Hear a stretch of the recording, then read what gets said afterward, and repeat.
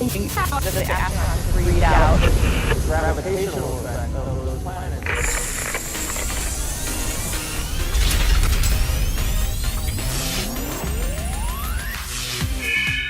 Hi, I'm Alicia, and this is NASA Now.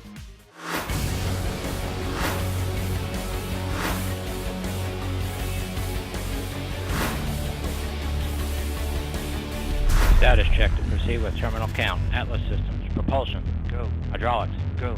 Pneumatics. Go. LO2. Go. Water. Go. Centaur systems. Propulsion. Go. Redline monitor. Go. Quality. Go. OSM. Go. ULA safety officer. Go. Range, weather, and clear to proceed. T-minus 10, 9, 8.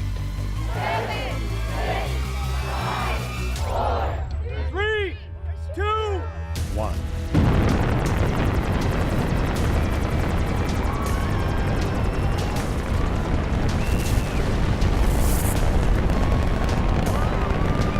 The journey to Mars is so long because it's not really a direct flight. The Earth is moving and Mars is moving. So what we're really doing is charting a path that sends us from the Earth, and we're catching up to where Mars will be at the time that we get there.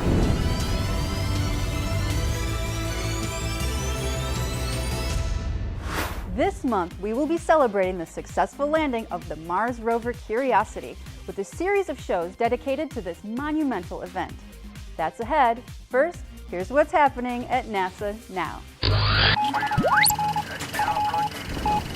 After 8 years of planning, 8 months in interplanetary travel, and 7 minutes of terror, the dream became reality. Touchdown confirmed. We're safe on Mars. The cheers were heard in Times Square, on TV, and computers around the world when on August 6th at 1:32 a.m. Eastern Daylight Time, Curiosity landed safely and started transmitting images from the red planet's surface. The path to success for a complex mission like Curiosity takes a lot of talented people with training in science, technology, engineering, and mathematics. Just about a month before it touched down on the Martian surface, we caught up with Nagin Cox, a member of the mission operations team.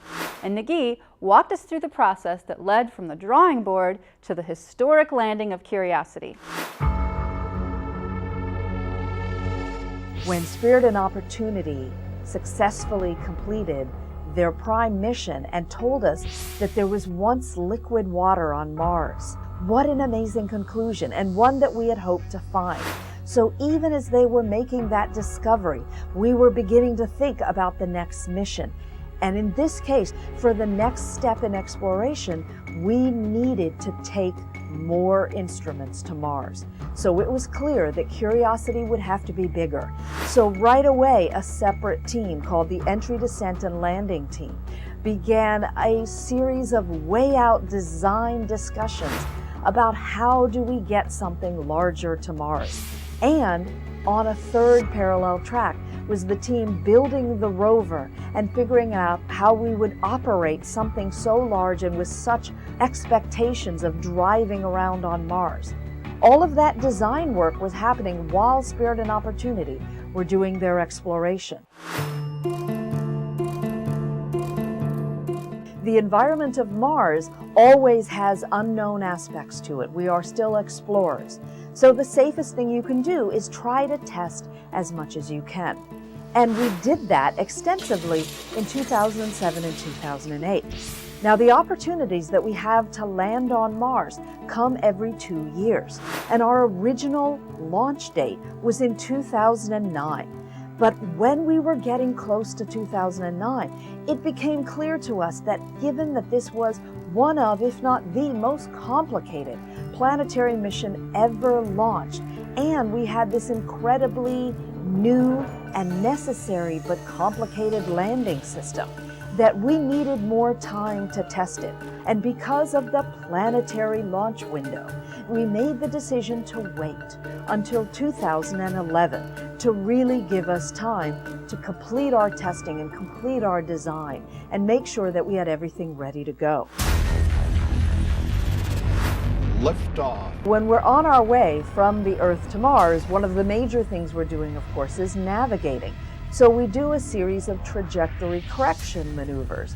In order to do those course corrections, kind of like turns, we have to know where we are and where Mars is. We do things like look at something called a quasar, where we know where that body is in space. It's a reference point. So we look at that with our antennas that are on the ground. Then we look at the spacecraft. Then we look at the quasar again, and we see how far the spacecraft is away by finding out how long it takes the signal to come back to us. All of those to combine to give our expert navigators a picture of where the spacecraft is and how we have to kind of turn it or push it when we do our maneuvers to get us right on target for the landing on Mars. And Curiosity was right on target when it landed on Mars near the equator. Now it's your turn to calculate Curiosity's 100 million mile journey to Mars. Teachers, you and your students have your destination set, and it's Mars. Now it's up to your class to figure out how to get your spacecraft to the red planet. Look for Destination Mars on the NASA Explorer School's virtual campus. Well, that's it for this special Mars edition of NASA Now.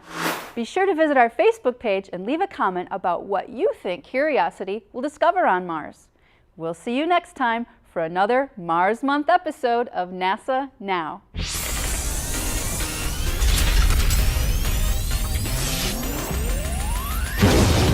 NASA Now comes to you from the virtual campus at NASA Explorer Schools.